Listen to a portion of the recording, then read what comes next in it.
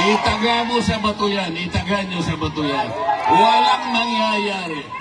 The Vice President will stay as Vice President. Anong klaseng justisya naman yung ICC na yan? Lintik lang ang walang ganti. Nag-issue ng resignation order ang ating Pangulo akala ko totoo na eh. Akala ko naman yung bureaucratic reset. Kahit konti lang, naniwala ko, baka okay naman yata ito. Wala rin. Akalain mong naglagay siya ng PNP si Torre na naman. Kilala niyo ba si General Torre?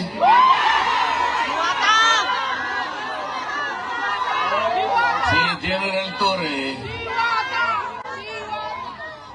bakit siya yung nagpanggap na representative ng Interpol?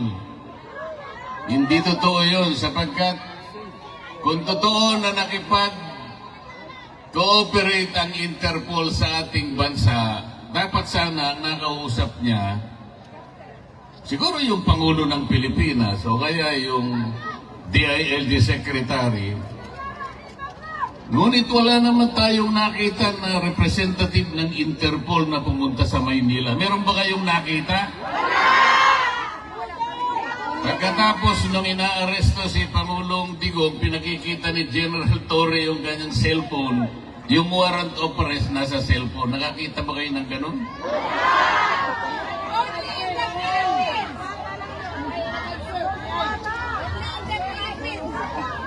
Hindi po ganun ang pagsisilbi ng warrant of arrest. Dapat po yung representative ng Interpol ang pumunta sa Maynila, dala-dala niya yung physical copy ng warrant of arrest. Ganon po yung paraan, hindi po pinakikita sa cellphone. Yun pong counterpart ng Interpol sa Maynila, ito yung PCTC. Ito yung executive director, nandun dapat hindi nagpakita. Ang kanilang ginamit ay General Torre na walang kapangyarihan magsilbi ng warrant of arrest. Wala rin siyang kapangyarihan na bumasa ng Miranda warnings. Bakit siya na naman ang na-appoint na PNP? PNP chief. So, ang buong akala ko, pag pinagtatanggal mo, pinag-resign mo lahat, ang miyembro ng iyong gabinete, tanggalin mo na silang lahat, pumili ka na lang ng mas magaling. O hindi naman nata totoo eh.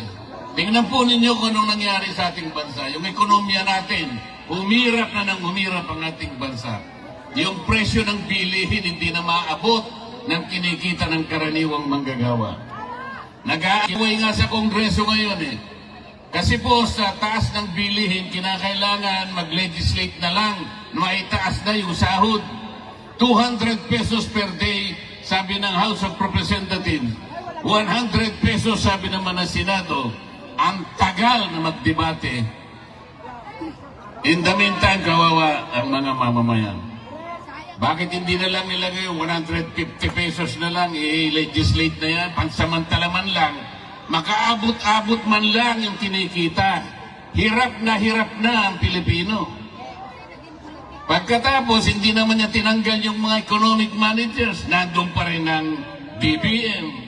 Nandun pa rin yung NEDA, pinalitan lang ang pangalan. Nandun pa rin ang, ano ba yun? Department of Finance. DOJ! Anong gagawin mo? Akala ko ba ang pangit ng ating ekonomiya? Akala ko ba ayusin natin? Ba't hindi ka maglagay ng matino? Naglagay ka, pagkatas tinanggal mo, pagkatas nilagay mo sa ganito. Hindi po pwede yung gano'n. Pero kaya po tayo nandito sapagkat nandito ang taong kinikilala natin ang pinakamabuti ang pinakamagaling na presidente ng Republika ng Pilipinas. Akalain mong dadalhin dito? May araw na. Yun po bang ating justisya sa Pilipinas ay hindi na gumagana? Is our judicial system in the Philippines no longer functioning? Is our prosecutorial system in the Philippines no longer able to function? Hindi po totoo yun. Umiiral, gumagana, umaandar ang justisya ng ating bansa. Kung nagkamali ang sinumang Pilipino, kung nagkamali halimbawa ang isang naging Pangulo, o dilitisin natin, edi husgahan natin, pero sa sarili nating patakaran, sa sarili nating batas, hindi sa batas ng ICC.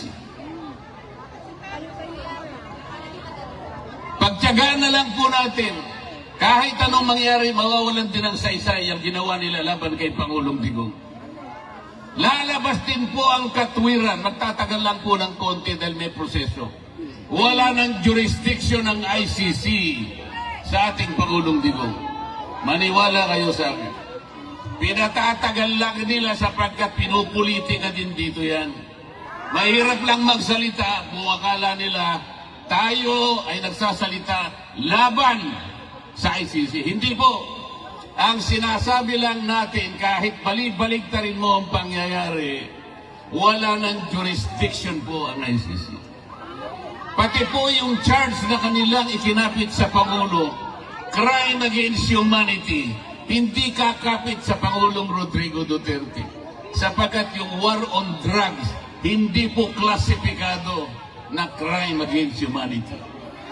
Yung programa na ginawa niya is a legal, it is a regular governmental action to wipe out drug problem in our country. Presidente po siya, siyang nakakaalam ng mabuti para sa kanyang bansa. He should have been judged by the benefit, by the advantages reaped by the Filipino people from his program.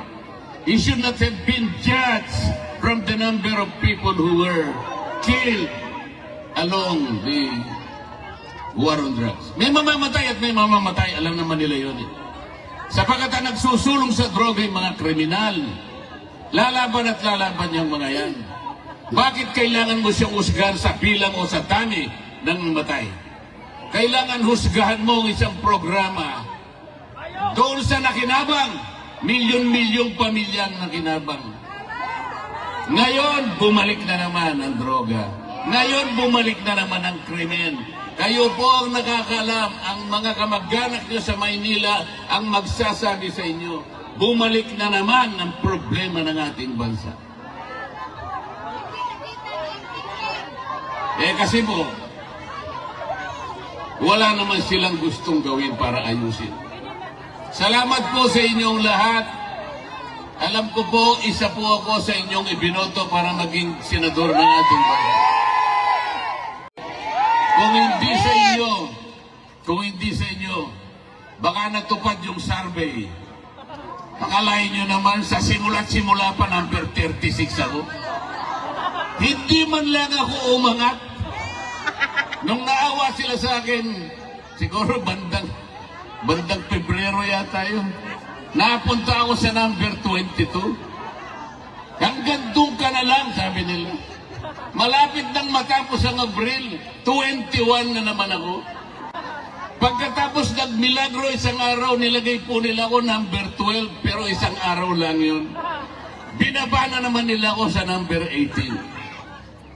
Tingnan mo ninyo, ikaw walang hiyaan ng mga survey companies na yun. Naniniwala pa ba kayo dyan? Sipi-sipi ninyo. Merong isang media practitioner sa Maynila, babae. What? Hindi ko nababanggitin ang pangalan, baka sumigat pa. Hindi makamove on. Hindi siya makapaniwala bakit daw si Rodante Marcoleta naging number 6. Hindi niya kasi binabasa yung ating mga kababayan katulad ng inyong mga kamag-anak at kayong lahat. Hindi ba niya alam kung gaano ang kinontribute na boto ng lahat ng OFWs? Bakit hindi niya alam yun? Bakit tinitingnan niya? Ako na lang tinitingnan niya. Paano nangyari yun, sabi niya? Paano nangyari si Marcoleta ay nanalo? Paano nangyari yun? Nakakaawa yung tao na yun. Nakalimutan niya. Nakalimutan po niya napakaraming nagmamahal pala kay Rodante Marcoleta. Ngayon po, masasabi ko na sa inyo, lintik lang ang walang ganti. Ginawa, ang gusto nila number 36 ako. Sabi ng mga tao, hindi. Kailangan maging number 6. So yun po yung nangyari. Yun po ang nangyari. Umanda sila. Ito pong impeachment na kinakasan nila, bahala sila. Bahala sila. Pero kung ako ang masusunod, sabi ko sa kanila,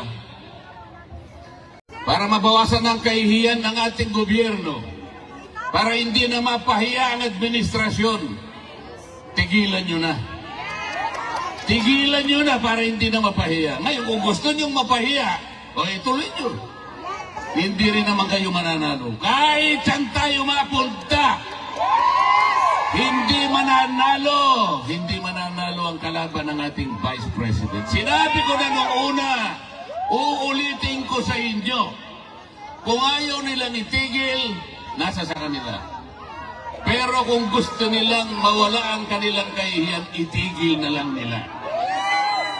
Ngayon, ayaw niyong tumigil, purbahan natin. Sige, isulong ninyo. Pareho din naman ang mangyayari. They will not be able to remove the Vice President. Itaga mo sa bato yan. Itaga nyo sa bato yan. Walang mangyayari. The Vice President will stay as Vice President.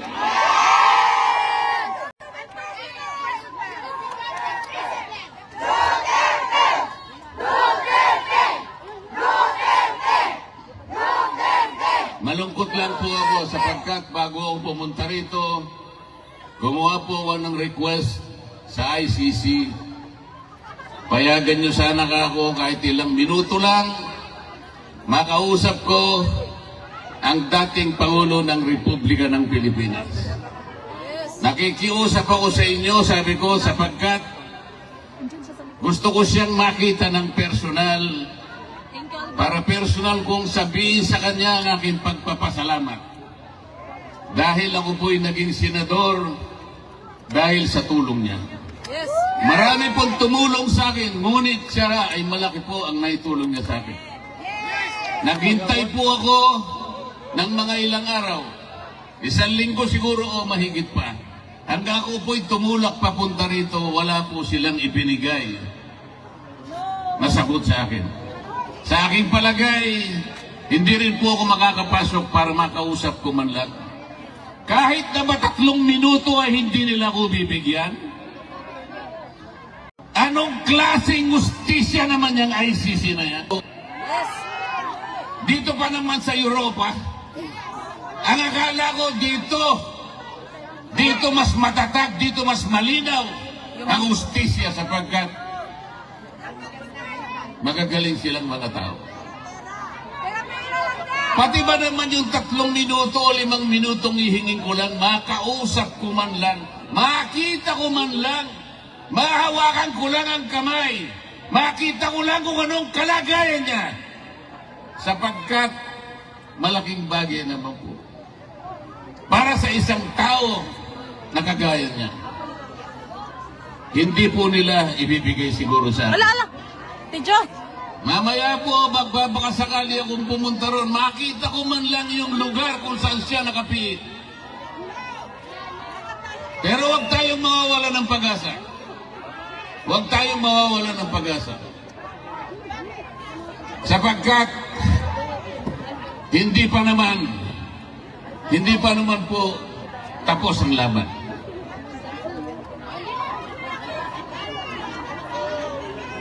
Sa ngayon po, maghintay lang po tayo. Maging matiisin lang tayo. Huwag tayong susuko. Huwag natin isusuko ang laban. Nasa panig po tayo ng katwiran. Nasa panig po tayo ng batas. Alam ko po, si Pangulong Duterte malakas ang kanyang loob. Hindi siya papayag.